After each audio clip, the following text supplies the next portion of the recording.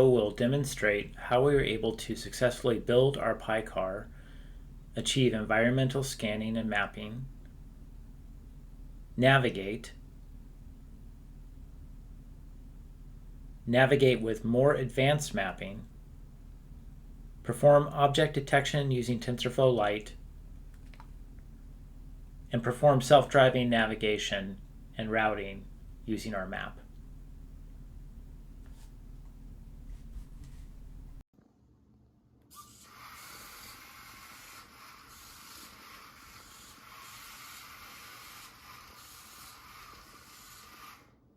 Demonstration of our advanced mapping capability for the Pi car.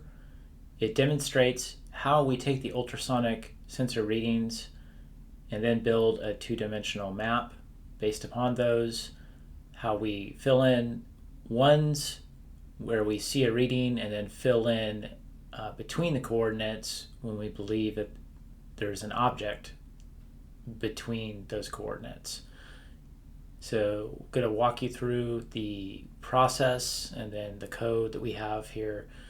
If you look here, we have a live feed of the car, which will be taking the readings, and then we have a VNC viewer connection of the car so that we can see a matplotlib representation of the map after it's built.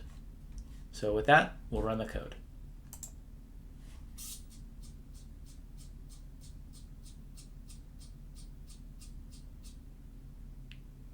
And as you can see, we clearly see an object in front of us. And now we have filled in ones for that object between the coordinates. So let's now remove the object.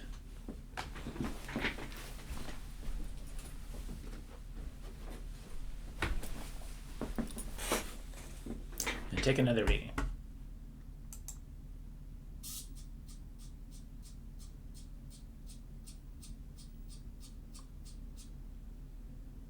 Okay, we see that the object no longer is in front of us.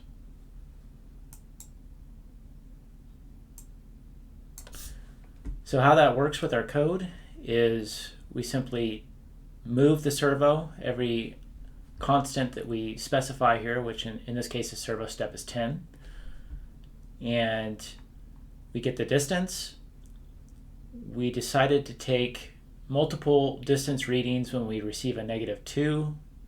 And so we have a constant set for max distance readings, which will be start at 3, down to 0, and then the loop will break. So we'll check to see if we have -2, and if we don't, we will return the value. And if we hit to number 3, then we will return the -2. So we create the map, which is a 2D array. So based upon NumPy, we fill in the zeros for all coordinates. And then once we get our readings, we send them to this function, the list of the readings to this function, and we use the angle and distance to build our map.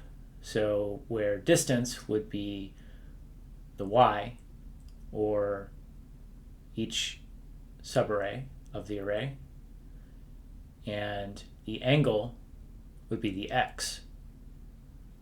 Moved 90 places so that we're not out of bounds, because we're starting at -90 in our readings. We use a slope to help us understand the rate of change and see where we want to fill in ones between the coordinates. And then we have a function to add those ones, which will simply add ones based upon the location of the readings, and create a new second NumPy array. And then we plot it to matplotlib. If we see a reading of -2, we decided that we're going to put that in slot 179 at the end, so that it actually draws a line at the end of the map rather than representing empty space, because we don't want to have false objects created, which would, when two coordinates are very close, and there's this possibility that we'll end up drawing a line between them, even though it was a -2. So we decided to put that at the end of the map. And that's it. Thank you for your time.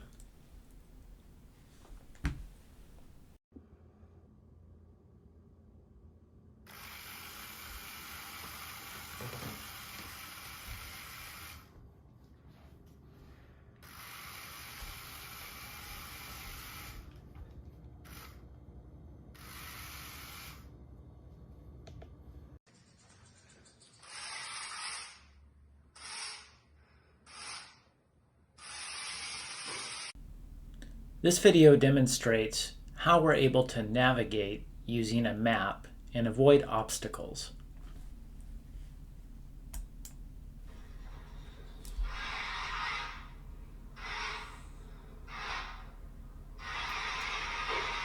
As you can see from that demonstration, our Pi car is clearly able to take the ultrasonic distance readings, build a map, use the map to navigate and avoid an obstacle. So how do we do this? Well, the first thing that we do is we build a map based upon the distance readings from the ultrasonic sensor. The map is a 2D array, and it holds the angle as an x-coordinate, and the distance is a y-coordinate. So distance is actually the distance reading is the position in the array of the arrays. So a sub 0 would be a distance of 0.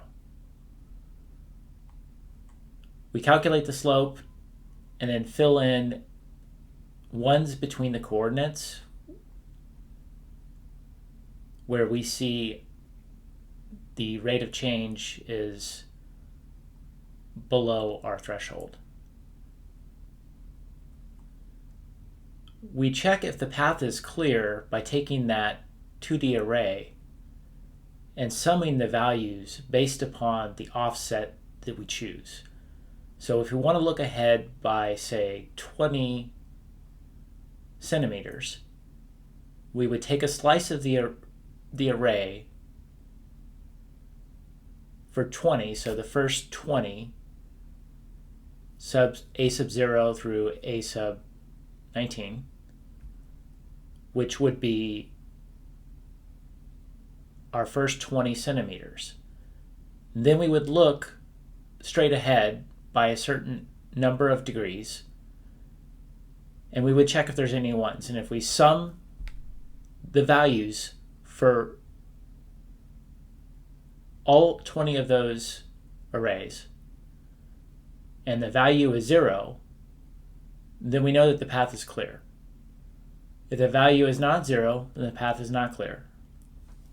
So that is how we're determining whether we should move forward or not. And then it's simply a matter of creating a while loop based upon how we want to interact with the objects that are in front of us. If the path is clear, we'll go forward. If not, we'll go backward. We can turn left and navigate around the object. So that's a simple example of how we're able to avoid objects building a map and reading the map to see if the path is clear in front of us. Thank you.